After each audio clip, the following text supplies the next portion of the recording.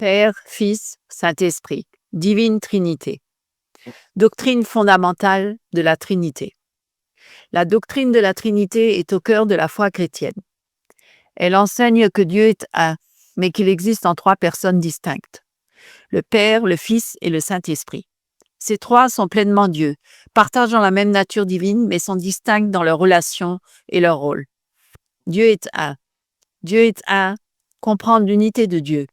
L'affirmation que Dieu est un est centrale dans la foi chrétienne. Cela signifie qu'il n'y a qu'un seul Dieu, parfait, infini et indivisible. Il n'existe aucun autre être ou force qui soit comparable à lui ou qui partage sa nature divine. Cette vérité repose sur les Écritures qui nous montrent que Dieu est à la fois l'unique créateur, souverain et source de tout ce qui existe. Un seul Dieu, unique et incomparable. La Bible affirme clairement l'unicité de Dieu. Dans l'Ancien Testament, nous trouvons ce verset fondamental. Deutéronome chapitre 6, verset 4. Écoute Israël, l'Éternel notre Dieu est le seul Éternel. Ce passage est connu comme le schéma, une proclamation essentielle pour le peuple d'Israël. Il insiste sur le fait qu'il n'y a qu'un seul Dieu, qui est l'objet de toute adoration et obéissance. Il est incomparable. Aucun autre être ou force ne peut être mis à son niveau. Ésaïe chapitre 45, versets 5 à 6. Je suis l'Éternel, et il n'y en a point d'autre. À part moi, il n'y a pas de Dieu. Je t'ai saint avant que tu me connaisses, afin qu'on sache du soleil levant au soleil couchant qu'il n'y a point d'autre Dieu que moi. Je suis l'Éternel et il n'y en a point d'autre. Ces paroles soulignent que Dieu est unique, non seulement pour Israël, mais pour toute l'humanité et toute la création.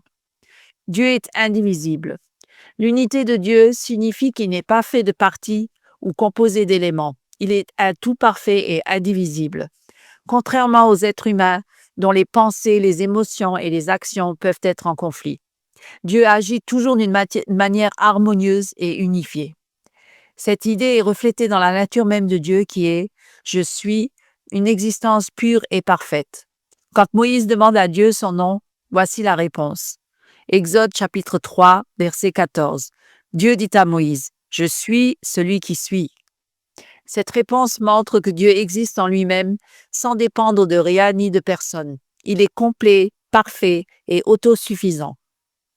Dieu, source de toute existence. Dieu est unique, non seulement par sa nature, mais aussi parce qu'il est l'origine de tout ce qui existe. Tout ce que nous voyons, le ciel, la terre, les êtres vivants, trouve son origine en lui. Aucun autre être ou force n'a créé ou soutient l'univers.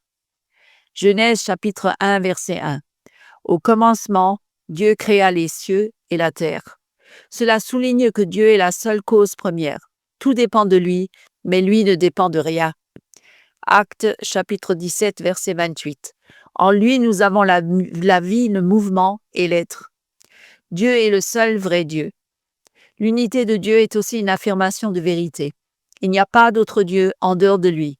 Les idoles et autres divinités que les hommes inventent ne sont pas réelles. Elles ne peuvent ni parler, ni agir, ni sauver. Psaume chapitre 96, verset 5. Car tous les dieux des peuples sont des idoles, mais l'Éternel a fait les cieux. Dans le Nouveau Testament, Jésus rappelle également l'unicité de Dieu lorsqu'il enseigne les commandements les plus importants. Marc chapitre 12, versets 29 à 30. Voici le premier commandement. Écoute Israël, le Seigneur notre Dieu est l'unique Seigneur. Et tu aimeras le Seigneur ton Dieu de tout ton cœur, de toute ton âme, de toute ta pensée et de toute ta force. Un Dieu unifié dans ses actions. Parce que Dieu est un, toutes ses actions sont cohérentes. Il est fidèle à lui-même et à ses promesses. Contrairement aux êtres humains, il ne change pas et ne se contredit pas. Malachie, chapitre 3, verset 6. Car je suis l'Éternel, je ne change pas. Jacques, chapitre 1, verset 17. Toute grâce excellente et tout don parfait descendent d'en haut, du Père des Lumières, chez lequel il n'y a ni changement, ni ombre de variation. Pourquoi l'unité de Dieu est importante? L'unité de Dieu nous montre qu'il est digne de notre adoration totale et exclusive. Si Dieu est unique, alors il mérite toute notre confiance, car il est la seule source du salut et de vie. L'unité de Dieu nous rappelle aussi que tout ce qu'il fait est parfait et juste.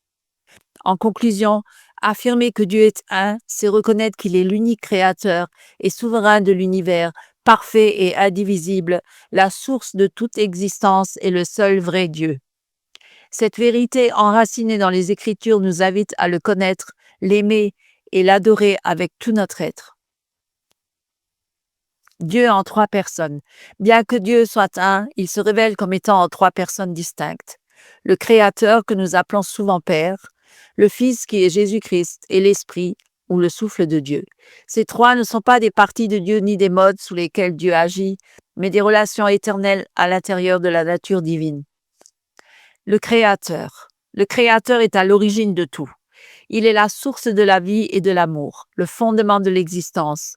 C'est lui qui envoie et qui accomplit son plan pour la création. Le Fils. Le Fils est la parole vivante par qui toutes choses ont été faites. Il est venu dans le monde sous la forme humaine pour révéler l'amour de Dieu de manière visible et accessible. Il est éternellement issu du Créateur, mais il n'a pas été créé. Il partage pleinement la même nature divine. L'Esprit.